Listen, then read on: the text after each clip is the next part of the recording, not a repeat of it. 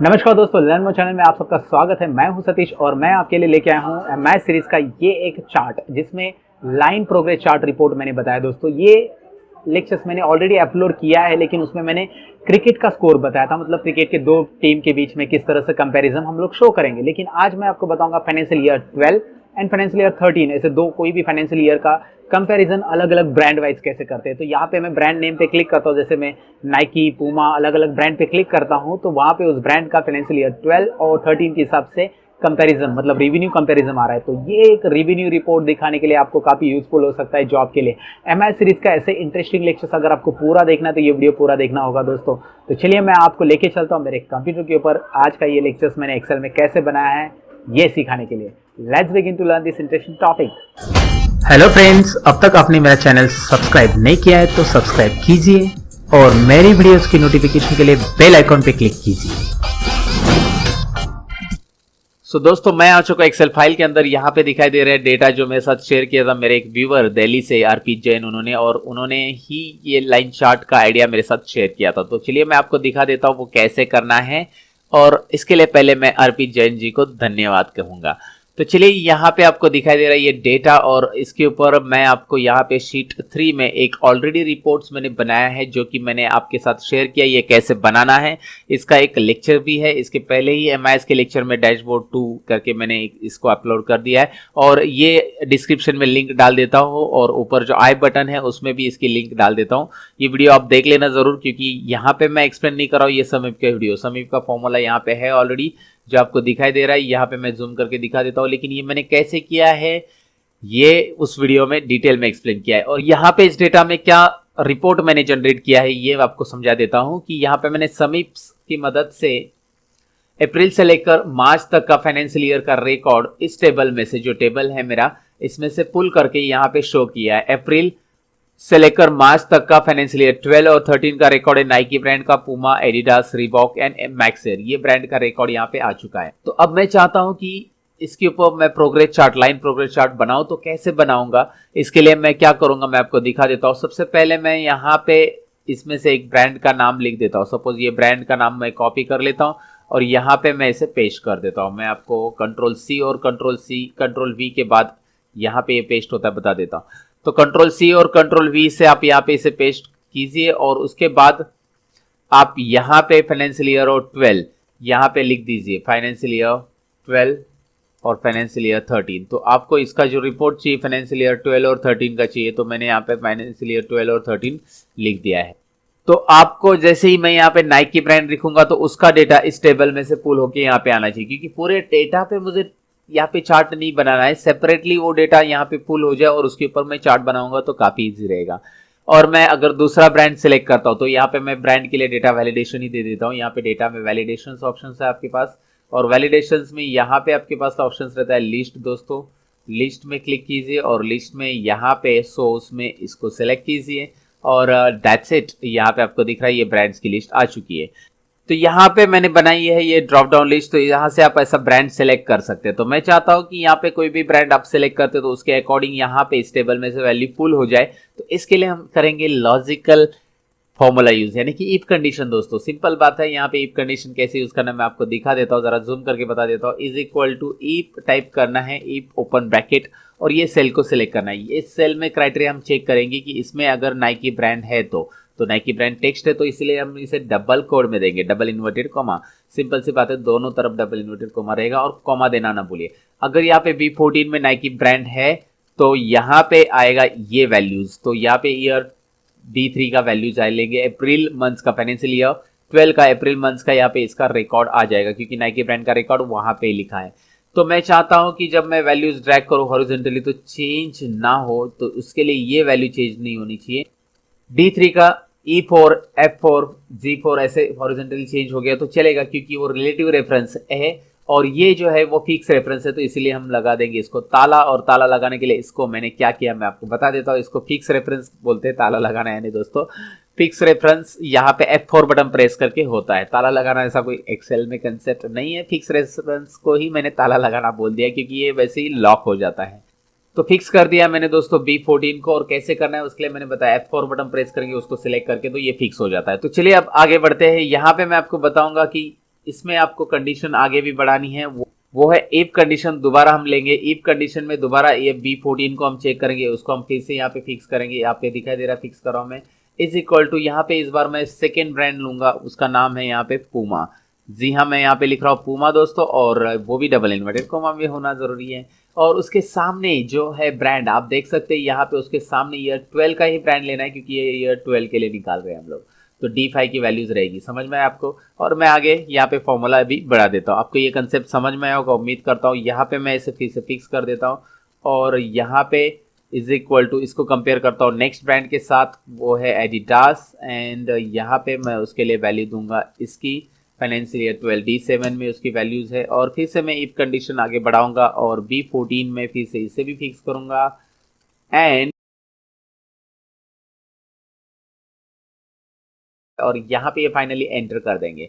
तो इस तरह से ये आंसर यहाँ पे आ जाएगा, और हॉरिजॉन्टली ड्रैग करके देख लीजिए, ये सबका आंसर आ जाएगा। वाओ, काफी इंटरेस्टिंग है, सब भी ब्रांड के लिए आया होगा, आप चेक करके देख सकते हैं। रिबॉक का करके देखिए, वाओ, ओहो, एडिडास का भी आ चुका है, पूमा का भी आ चुका। तो इफ कंडीशन काफी कमाल करता है। यहाँ पे हमारा काम हो चुका है इफ कंडीशन से। और अब मैं क्या करना चाहता हूँ, मैं यहाँ पे इस फॉर्मूला को अगर हॉरिजॉन्टली ड्रैग करूंगा तो यहाँ पे ये आंसर आ चुका है। लेकिन यहाँ पे आप देख सकते हैं, मुझे जो आंसर चाहिए था वही आंसर आया है। कि एक बात चेक कर लेते हैं हम लोग, हमें चाहिए ईयर 13 का, और यस 13 का ही यहाँ पे ब्रांड का आंसर आ चुका है।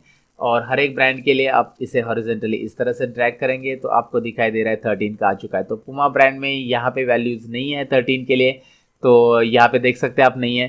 तो यहाँ पे मैं दूसरा ब्रांड सेलेक्ट कर लेता हूँ। चलिए यहाँ पे मैं नाइकी ब्रांड सेलेक्ट करता हूँ, तो यहाँ पे दिखाई दे रहा है ईयर 12 एंड 13 का दोनों का भी रिपोर्ट आ चुका है। तो काफी इंटरेस्टिंग है ये, इस तरह से रिकॉर्ड पुल करना इफ कंडीशन की मदद से आप कर सकते। ये आपको समझ में आया होगा उम्मीद करता हूँ। यहाँ पे एक पार्ट हमने क्लियर कर लिया कि हमने डेटा पुल कर लिया। मैं ऐसे बॉर्डर्स दे देता हूँ दोस्तों यहाँ से, और यहाँ पे डेटा पुल कर लिया है मैंने अलग सा। तो अब मैं इसे चार्ट के लिए बनाऊंगा, जो चार्ट लाइन चार्ट मुझे बनाना है उसके लिए बनाऊंगा। किस तरह से, तो मैं इसे as it is copy paste कर देता हूँ ईयर 12 एंड 13 को नीचे, और यहाँ पे ऊपर मैं मंथ्स को भी कॉपी पेस्ट करना चाहूंगा। तो मंथ्स यहाँ पे ऊपर दिखाई दे रहे हैं, टाइटल है ऑलरेडी, तो यहाँ पे मंथ्स को इस तरह से कॉपी और यहाँ पे पेस्ट कर देता हूँ। यहाँ पे मुझे ईयर टाइटल देने की जरूरत नहीं है, मंथ्स यहाँ पे दिया काफी है। फिलहाल यहाँ पे क्या लाना है वो देख लीजिए। सम मतलब मुझे देना है ईयर 2012 में अप्रैल से लेकर मार्च तक का यहाँ पे लाइन का किस तरह से रेवेन्यू का प्रोग्रेस होते जा रहा है लाइन में, वो दिखाना है। तो इसलिए मुझे सम करना होगा। इसी सेल को लेके मैं कोलन प्रेस करूंगा, कोलन, शिफ्ट बटन प्रेस करके कोलन, जैसे मैं कोलन यहाँ पे टाइप करूंगा ये कोलन, तो ऑटोमेटिकली D14 आगे आएगा। और इसमें से पहला जो D14 है उसे करूंगा मैं फिक्स। अब ये फिक्स करना क्या होता है मैंने बता दिया कि ये D14 चेंज ही नहीं होगा, और ये D14 D15 हो जाएगा, D16 हो जाएगा। तो हमेशा टोटल जब आएगी तो पहली टोटल तो D14 टू D14 यानी इसी से ही आएगी टोटल। तो इसमें आपको कुछ टोटल मिलेगी नहीं, एज इट इज वैल्यू आने वाली। लेकिन सेकेंड वैल्यू में D14 प्लस D15 आएगी, थर्ड वैल्यू में D14 प्लस D15 D16 ऐसे सबकी टोटल आएगी।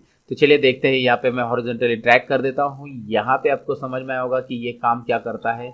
और यहाँ पे जैसे आप ये देखेंगे तो पहले इसकी टोटल आ रही है, मतलब एज इट इज आ रही है, फिर इन दोनों की टोटल आ रही है, फिर नेक्स्ट सेल में यहाँ पे इन तीनों की टोटल यहाँ पे नेक्स्ट सेल में आ रही है। तो यहाँ पे उसका रिपोर्ट आपको प्रॉपरली दिखाई दे रहा है। ऐसे इस तरह से टोटल यहाँ पे करते गए हम। अब मैं इसे भी करना चाहता हूँ तो मैं इज इक्वल टू सम दूंगा। सम देने के बाद आपको मैं दोबारा दिखा देता हूँ। इस वैल्यू को सिलेक्ट करने के बाद शिफ्ट बटन प्रेस करके यहाँ पे कॉलन आप टाइप करेंगे, और पहला वाला जो इसमें D15 पहला वाला जो सेल है उसको आप इस तरह से फिक्स करोगे और ब्रैकेट यहाँ पे क्लोज कर दोगे और एंटर बटन प्रेस करोगे दोस्तों। तो यहाँ पे ये आंसर आ चुका है। वाओ, कमाल की बात है, यहाँ पे ये भी आंसर मिल चुका है। तो आपको अभी मिल जाएगा यहाँ पे रेवेन्यू, तो किस तरह से है आपको दिखाई दे रहा है। तो चलिए आगे बढ़ते हैं। अभी इसके ऊपर चार्ट तो बनाना है हमें, और वो चार्ट प्रेजेंटेटिव टाइप भी बनाना है। तो कैसे बनाएंगे वो हम यहाँ पे देखने वाले हैं। तो इसके लिए चार्ट कैसे बनाएंगे, इसे हम सेलेक्ट करेंगे फाइनेंशियल ईयर से लेकर यहाँ तक, और यहाँ पे इंसर्ट में सिंपल ऑप्शन है, इंसर्ट में जाइए, यहाँ पे लाइन चार्ट आपको मिल ही जाता है। और लाइन चार्ट भी यहाँ पे हम लोग लाइन चार्ट में ये चार्ट सेलेक्ट कर लेते हैं। तो यहाँ पे ये चार्ट लाइन विथ मार्कर्स वाला मैंने सिलेक्ट किया, और लाइन चार्ट में यहाँ पे इसे रख देता हूँ मैं, और इसे थोड़ा सा साइज यहाँ पे बढ़ा देता हूँ। चाहिए तो आप इसका डिज़ाइन वगैरह सब चेंज कर सकते हैं यहाँ से, आपके पास डिज़ाइन से, या फिर यहाँ पे राइट क्लिक करेंगे तो यहाँ पे फॉर्मेट चार्ट एरिया, चार्ट को जो कलर चाहिए वो आप दे सकते हैं। यहाँ से फिल वगैरह है, फिल कलर में जाते हैं और यहाँ पे मैं कलर दे देता हूँ। सपोज मैंने यहाँ पे चार्ट को बैकग्राउंड ब्लैक दे दिया, थोड़ा सा प्रेजेंटेशन के लिए मैंने इस तरह से दे दिया, आपको जो कलर पसंद है वो दे दीजिए, मैंने फिलहाल दे दिया। और इसको टेक्स्ट को मैं ज़रा फॉर्मेट कर देता हूँ, टेक्स्ट को भी यहाँ पे मैं वाइट कलर दे देता हूँ इस तरह से दोस्तों। मुझे देखना है कि यहाँ पे मैं कोई ब्रांड का नाम लिखूंगा तो उस ब्रांड का रिकॉर्ड मैं यहाँ पे चेंज कर पाता हूँ कि नहीं कर पाता हूँ, तो वो होना चाहिए यहाँ पे। ज़रूरी है कि मैं उसका यहाँ पे तो आप कर सकते हैं क्योंकि पूमा ब्रांड को यहाँ से आप एडिडास सिलेक्ट करते हो तो यहाँ पे रिपोर्ट्स आ रहा है और आपको यहाँ पे प्रॉपरली दिख रहा है। ये तो यहाँ पे चार्ट बन चुका है, मैक्स एयर का रिपोर्ट यहाँ पे क्लियरली दिखाई दे रहा है। लेकिन मैं चाहता हूँ कि मैं यहाँ पे ब्रांड लिखूँ और वो जैसे मैं इस पर क्लिक करूँ ब्रांड पे तो वो चेंज होना चाहिए। तो ये प्रैक्टिकली कैसे करना है देखते हैं। तो मैं इस ब्रांड को यहाँ पे कॉपी कर लेता हूँ सभी के सभी और यहाँ पे मैं इसे पेस्ट कर देता हूँ दोस्तों। तो पेस्ट हो चुके हैं और इसे मैं यहाँ पे ज़रा थोड़ा सा एडजस्ट कर लेता हूँ। अब मैं यहाँ पे क्लिक करने के बाद इस पे डायरेक्टली चेंज चाहता हूँ, यहाँ पे इस चार्ट के ऊपर रिपोर्ट में चेंज चाहता हूँ। तो इसके लिए मैं चेक करूँगा इसका कॉलम कौन सा है, कॉलम है इसका डी। तो दोस्तों डी कॉलम मुझे करनी थोड़ी सी कोडिंग, एक छोटा से 4-5 लाइन का कोड करने होंगे, वीबी की मदद लेनी पड़ेगी क्योंकि मैं इस पर क्लिक करूंगा तो ये भी हाईलाइट होना चाहिए और इसका रिपोर्ट से यहाँ पे दिखना चाहिए। तो चलिए मैं बता देता हूँ आपको कोड कैसे करने हैं। तो यहाँ पे मैं प्रेस करूंगा Alt F11 उसकी कोडिंग के लिए दोस्तों, और मैं प्रेस करूँ Alt F11 और यहाँ पे विजुअल बेसिक की विंडो आ चुकी है। जिसके लिए कोड करना है वो है यहाँ पे शीट 3, क्योंकि मेरा रिपोर्ट यहाँ पे शीट 3 में आप देख सकते हैं। तो शीट 3 में मैं राइट क्लिक करूंगा और यहाँ पे मैं करूंगा व्यू कोड पे क्लिक। जी हाँ दोस्तों, व्यू कोड पे क्लिक करने के बाद ये आ जाता है शीट 3 का व्यू कोड। इसके बाद मैं यहाँ पे वर्कशीट वाला फंक्शन लूंगा, वर्कशीट सिलेक्शन चेंज चाहिए क्योंकि जैसे मैं सिलेक्शन चेंज करूंगा वैसे वो रिपोर्ट मुझे यहाँ पे शो होनी चाहिए। लेकिन यहाँ पे एक बात याद रखनी, जो मुझे रिपोर्ट शो करना है मतलब जिस पे क्लिक करने के बाद वो है कॉलम नंबर 4 यानी कि डी कॉलम। यहाँ पे आप देख सकते हैं डी कॉलम में मेरे पास रिपोर्ट है।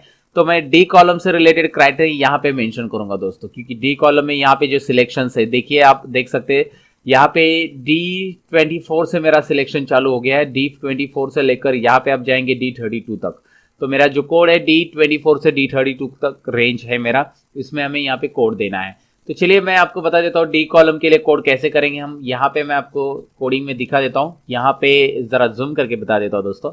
यहाँ पे मैं इफ टाइप करूंगा और यहाँ पे टारगेट डॉट कॉलम में कॉलम नंबर 4 एंड देन उसके बाद कॉलम नंबर 4 में अगर कहीं पे भी चेंज होता है तो इसमें मैं लूंगा शीट रेंज। तो शीट 3 डॉट रेंज और पहले उस रेंज को ले लूंगा जो रेंज मुझे चेंज यहाँ पे करवानी है, मतलब जिसमें मैं हमेशा चेंज चाहता हूँ। तो वो D24 से है। सो D24 से लेकर यहाँ पे रेंज रहेगी D32 तक। तो ये रेंज में अगर मैं कहीं पे भी चेंज कर देता हूँ तो पहले इस रेंज का कलर तो मैं इसे डिफ़ॉल्ट कलर में लाके रखना चाहता हूँ। तो इसके लिए मैं इसका कलर रखूँगा इंटीरियर। तो इंटीरियर डॉट कलर के बाद यहाँ पे मैं इसे RGB दे दूंगा। अब मैं इसे वाइट कलर देना चाहता हूँ। अभी मैं वाइट कलर क्यों दे रहा हूँ, क्योंकि जैसे ही मैं उसको कलर चेंज करूँगा तो वापस वो दोबारा वाइट कलर में आना चाहिए। इसके लिए ये पहला कोड है। तो पहले वो वाइट कलर का कोड रन हो जाएगा और उसके बाद दूसरा कोड रन होगा जो कि मैं उस सेल को कलर करना चाहता हूँ। तो जिसके ऊपर मैं सिलेक्ट करूंगा उसका कलर क्या होना चाहिए, तो यहाँ पे मैं लिखूंगा सिलेक्शन डॉट इंटीरियर। तो सिलेक्शन जो रहेगा उसके लिए क्या कलर रहेगा मैं आपको बता देता हूँ। Selection dot interior dot colour is equal to RGB। मैं यहाँ पे कलर दूंगा इसके लिए 255,0,0। तो ये हो गया मेरा रेड कलर। तो मैंने आपको पहले बताया RGB रेड ग्रीन ब्लू। अगर आप इस तरह से लिखते हो 255 यानी कि रेड 255, ग्रीन 255 और ब्लू 255, तीनों भी 255 हो तो हो जाएगा व्हाइट कलर दोस्तों। और एक ही 255 जैसे पहला वाला 255 तो रेड कलर आएगा, अगर दूसरा वाला 255 रहता और पहला वाला 0 रहता तो ये ग्रीन होता, और लास्ट वाला 255 रह के बाकी दोनों 0 रहते तो ब्लू हो जाता। तो ये कलर तो मैंने यहाँ पे दे दिया है। और इससे क्या होगा, ये कलर से आपको पता चलेगा कि इससे व्हाइट कलर होगा पहले और व्हाइट कलर के बाद यहाँ पे उसको रेड कलर अप्लाई होगा। वो कैसे होगा मैं आपको बता ही देता हूँ, लेकिन यहाँ पे हमें एंड इफ करने की ज़रूरत भी है। इसमें एंड इफ नहीं करेंगे तो कैसे होगा भाई। और इसके साथ ही मुझे पहले तो कलर आता है कि नहीं देख लेते हैं पहले इसमें कोडिंग। बाकी अभी फिलहाल मैं कलर दिखा देता हूँ आपको। क्लिक करता हूँ, यहाँ पे कलर आ चुका है। आप दूसरे सेल्स पे क्लिक करते ही वहाँ पे कलर दिखाई दे रहा है। और जो कलर एडिडास का है, जैसे एडिडास का कलर अभी रेड है, मैं जैसे रिबॉक पर क्लिक करता हूँ तो उसका रेड हट जाता है। वो हटने का रीज़न ये है दोस्तों, यहाँ पे पहला ये कोड रन होता है, मतलब D24 टू D32 का जो कलर है वो व्हाइट हो जाएगा, उसका पूरा व्हाइट हो जाएगा और उसके बाद ये सिलेक्शन पे ये कलर अप्लाई हो जाता है। तो ये एक इंटरेस्टिंग कोड यहाँ पे मैंने आपको बता दिया है। ये बीबीए का लेक्चर नहीं है दोस्तों, तो इतना ही कोड है और इसमें एक कोड और ऐड करना पड़ेगा, क्योंकि जैसे मैं यहाँ पे वैल्यू चेंज कर रहा हूँ तो यहाँ पे चार्ट में तो कुछ रिपोर्ट नहीं शो कर रहा है, क्योंकि चार्ट जो है इसके अकॉर्डिंग यहाँ पे डेटा चेंज होना चाहिए। तो डेटा यहाँ पे चेंज तभी होगा जब मैं यहाँ पे ब्रांड चेंज करूंगा। यहाँ पे ब्रांड चेंज करता हूँ तो यहाँ पे डेटा आ रहा है, दिखाई दे रहा है आपको, रिपोर्ट आ रहा है। तो ब्रांड की वैल्यू जो है, जो लोकेशन है ब्रांड की, वो आपको देखना है कौन सा है। यहाँ पे B14 ओके B14 ही है। यहाँ पे B14 हम यहाँ पे कैसे लाएंगे, इससे मैं यहाँ पे डिलीट कर देता हूँ और मैं आपको दिखा देता हूँ B14 में वैल्यू कैसे आएगी। तो यहाँ पे कोड के अंदर मैं लिखूंगा B14 इस तरह से डॉट वैल्यू, इसकी वैल्यू आएगी सिलेक्शन डॉट वैल्यू। तो यहाँ पे आपने देखा ये कोड किस तरह से लिखा है और अब मैं यहाँ पे दिखा देता हूँ आपको एक्सेल फाइल के अंदर ये कैसे रन होगा। चलिए मैं यहाँ पे क्लिक करता हूँ।